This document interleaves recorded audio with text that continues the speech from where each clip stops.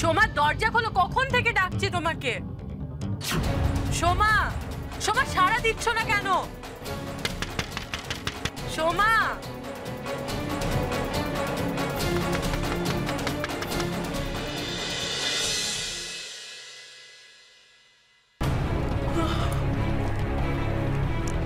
কি হলো বড় বৌদি? হঠাৎ করে ঘরে এলে, আমার ঘুমটা ভাঙিয়ে দিলে, এমন করে ডাকাডাকি করছো যেন ঘরে ডাকাত পড়েছে।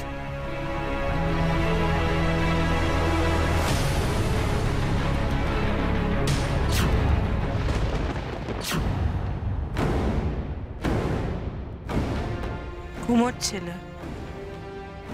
আচ্ছা, ঘুমের মধ্যে রং খেলা যায় সোমা?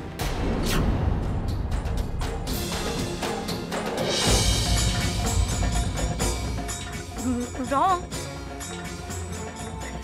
না না, রং খেলবো কেন? এমনিই লেগে গেছে মুখে। ওই তখন হয়তো ঘরে আমি কারোর গলার শব্দ পেলাম, তার সাথে তুমি কথা বলছিলে। আমার ঘরে? কার গলা? কে ছিল সোমা? কার সাথে কথা বলছিলে? আমি কার সাথেই কথা বলবো? তুমি যে কি বলো না বড় বৌদি। সত্যি তো কেউ নেই, কিন্তু আমি যে স্পষ্ট শুনলাম। দেখলে তো, তুমি আমায় বিশ্বাস করছিলে না। আমার ঘরে কেউ নেই, এখন বিশ্বাস হলো তো। আমাকে ঘুমোতে দাও, তুমি এখন যাও, চলো। কেউ নেই, আমাকে তুমি ঘুমোতে দাও, যাও যাও না।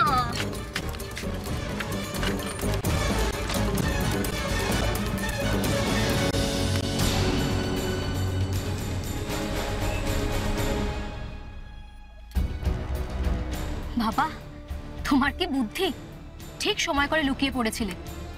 বড় বৌদি দেখে ফেললে কিন্তু 12টা বেজে যেত। এই আর এমন কি, এটুকু বুদ্ধি না থাকলে চলে? ঠিক আছে, চলে এসো। সোমার মুখে টাটকা রং এলো কোথা থেকে? আর এত ভুল শুনলাম আমি। কে জানে কেন এমন দেখছি, এমন শুনছি।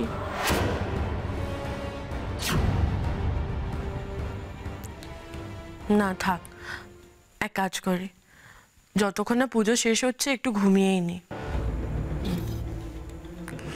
জলটাও তো ভরতে হবে, অনেকক্ষণ আগে জল তেষ্টা পেয়েছে।